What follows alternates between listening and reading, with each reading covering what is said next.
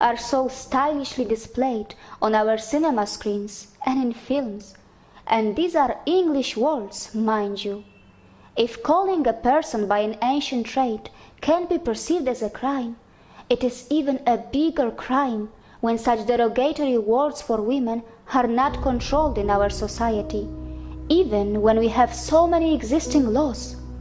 I have found out that since the British Parliament started talking about caste system, there is now a fear among the British Hindus what this will do for the next generation, most of whom have never even heard or thought about each other in this way. Viraj is one such British Hindu youngster who is deeply disturbed by what is happening in his country, England.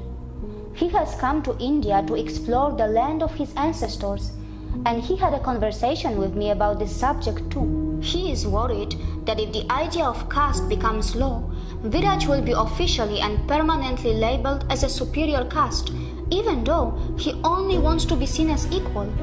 And he is not the only one. There are many who are going to be labeled as superiors or inferiors by the manipulation of politicians in Great Britain.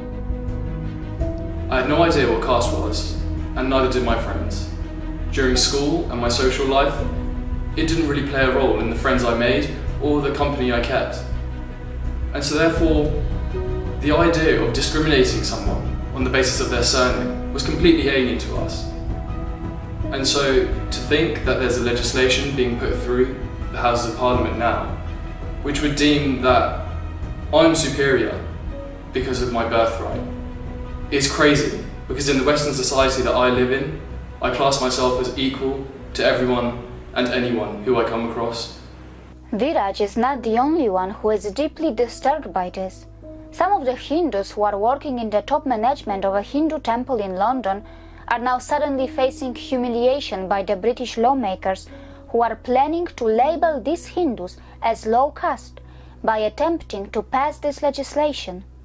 As I said to you before, I come from a family of goldsmiths. Okay? Come from farmers. Farmers, Patel. Okay? You are from? From Limbachia. Limbachia. Okay, that's again Barbers. Barbers, yeah. We're both Same as that. Okay?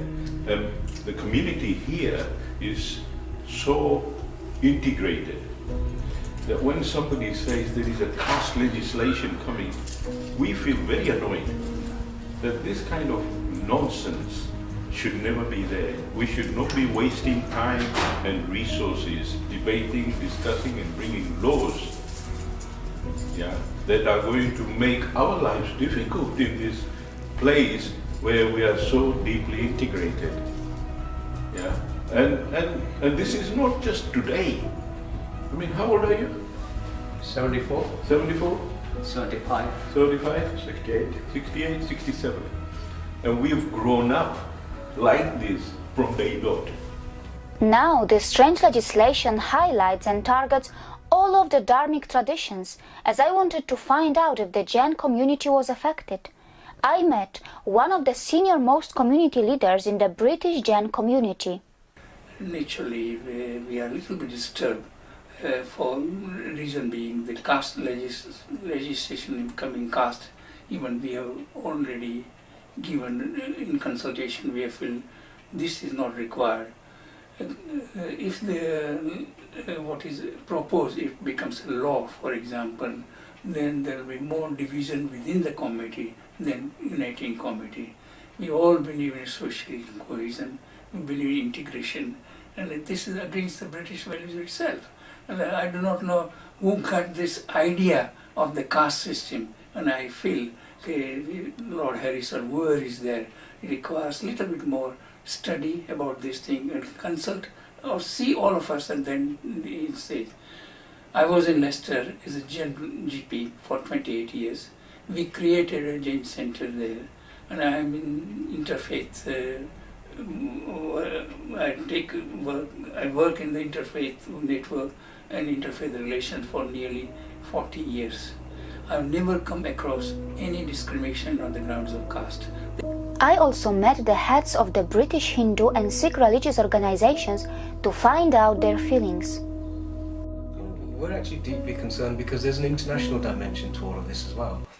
We're, as communities, we work hard to uplift all of the communities where we live.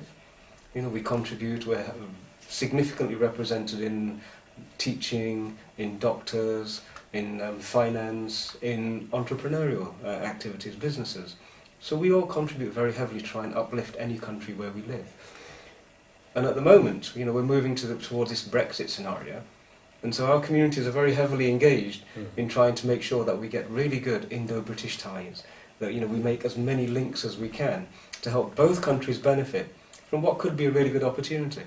And so it's stunning to find that while we're trying to do this, there is one tucked away little corner of the establishment which is determined to still run a colonial agenda and denigrate and demean and vilify.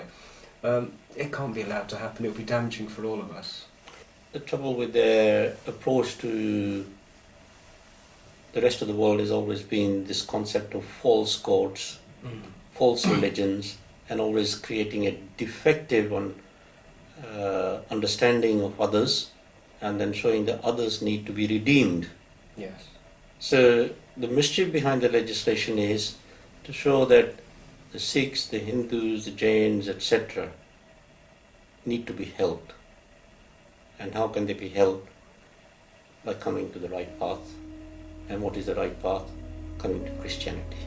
Well, this is the biggest irony of our times, that Lord Harris, who is a bishop of the very church which guided its British people to cause global havoc in the very recent history of our world, is now a self-proclaimed human rights guardian of the very people whose oppression his church sanctioned.